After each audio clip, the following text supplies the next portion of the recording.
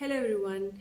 This post will be the last post of how to observe your child series, and today I'll be taking you all through the printable the activity tracker that I shared with you all, and I'll walk you through on how to use those trackers today.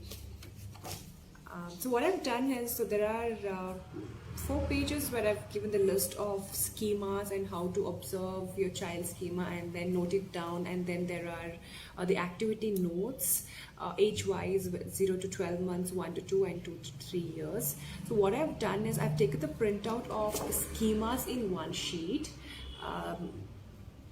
So this sheet has schemas and backside there is blank so that I can manually write it down, the observation of repetition behaviors.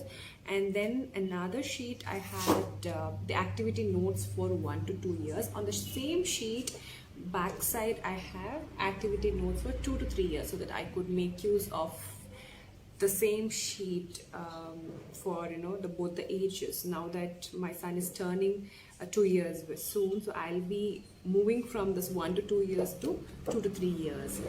So depending on your child's age and your requirement, you can get this printed and get it laminated as per your needs. So let me take you all through how I'm observing it, how I'm noting it down and putting it down on this sheet.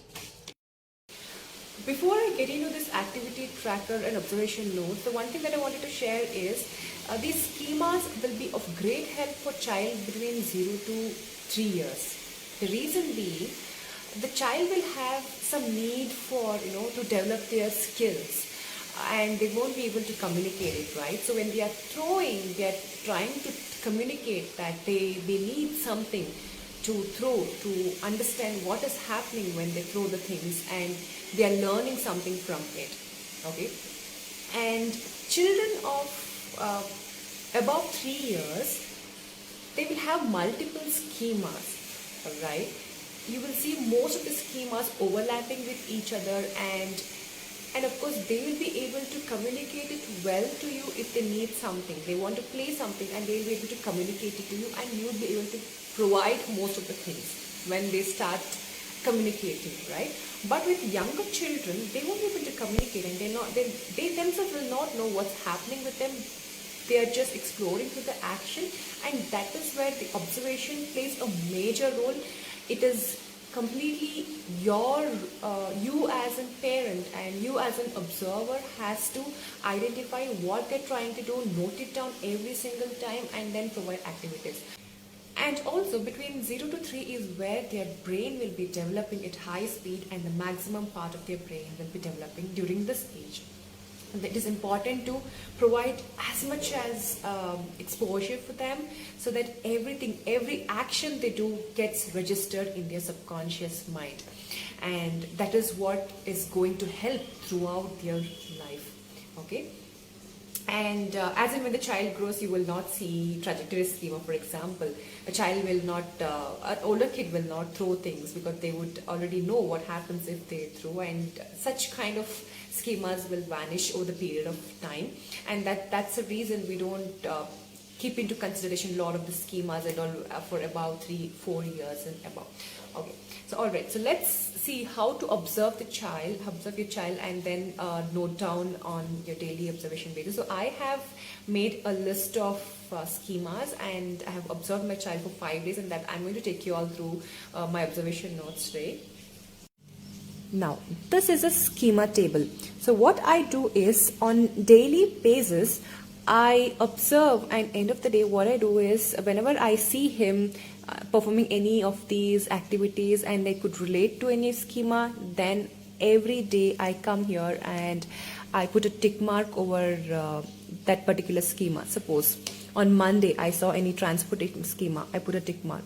So this is for not every single time. You could do it every single time. If there is no enough space, you can put a dot as well. But now that I've got used to it, I do it only once a day, one tick mark per day. You can, if you have enough time, and if it is okay for you, you can do it every single time you see that particular schema in a child, then keep on putting dots. So that will give the number of times in a week you have observed that particular schema in your child. Activities is something that whenever I see him performing that particular schema activity, and I feel like I could provide similar activity for the here. For example, I observed a lot of containment schema where he's trying to put things in his pocket, and he's trying to close himself on the bucket over his head. So I have noted it down here so I could provide similar activities for his next shelf rotation. And numbers 1 to 15 is constantly he's been counting till 1 to 15. I've just noted it down here. And behind this I have left an empty sheet over here. So this is something where I noted down if I see any repetition or extreme concentration on any particular activity. And then there is numbers he's been counting using fingers. He's trying to make these, like 1, 2, and he does 3, trying to fold these fingers, and he's trying to make 4, and he asks me to do. So he is manipulating his, the fingers and trying to count those number 1 to 5. And that is something that's happening almost every day.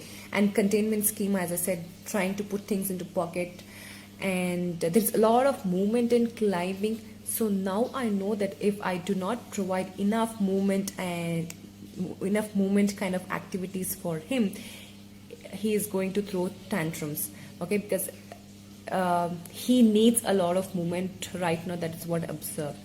And he's constantly pressing buttons here and there, turning on, turning off switches is something that I've seen. Maybe you have to provide some activities, a lot of fine motor for that, and pre-writing skills. Next is tearing paper. So mostly it is the gross motor, counting, and fine motors is overall I could summarize over his repetition. So as and when I see him repeating any such activities, I just note it down here. Now, keeping this as this will be my reference whenever I arrange my shelf.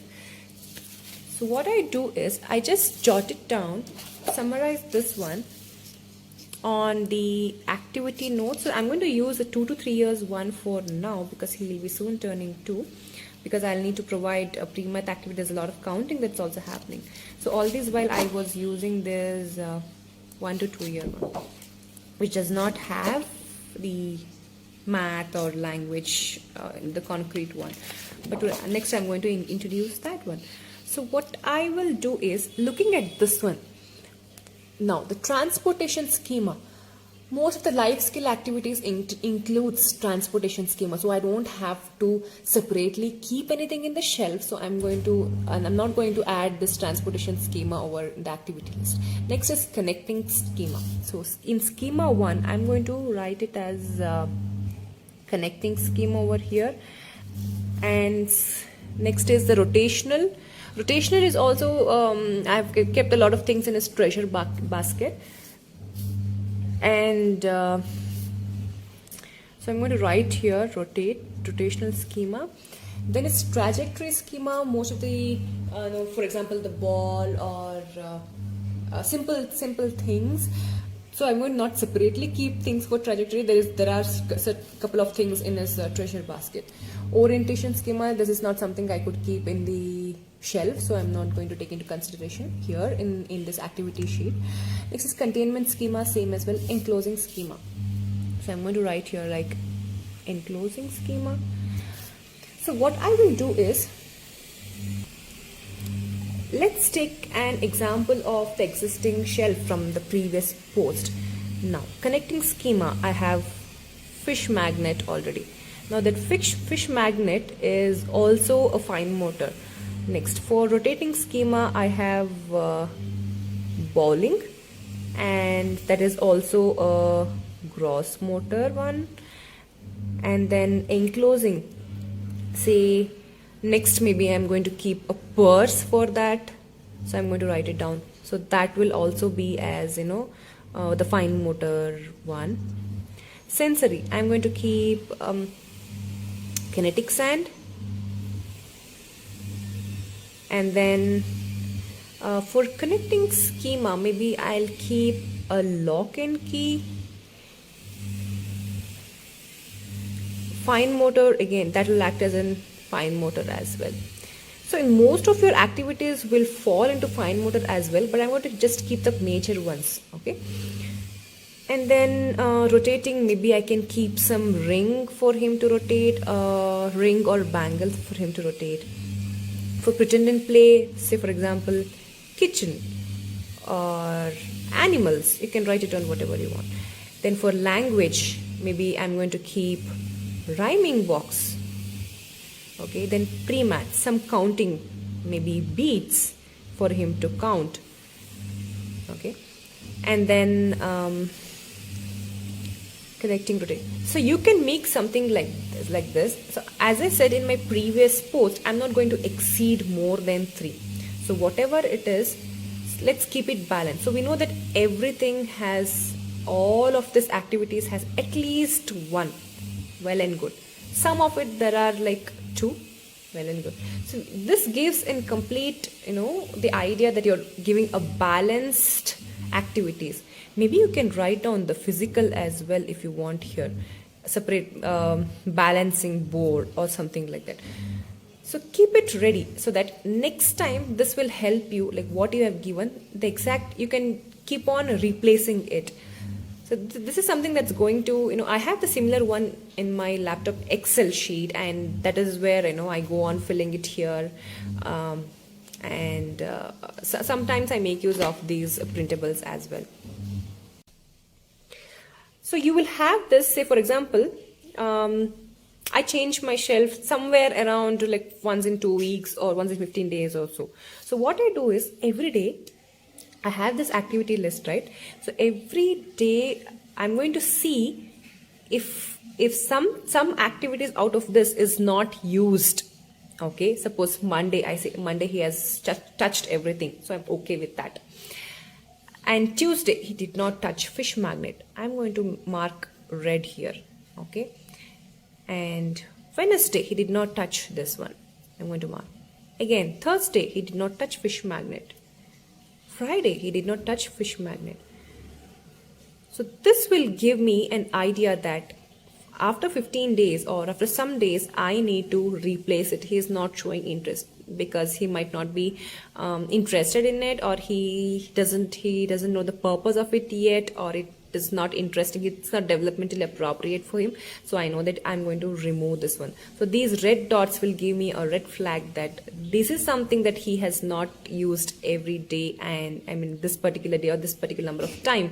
So I need to change this one. So I'm fine with the rest of the things he's been using it.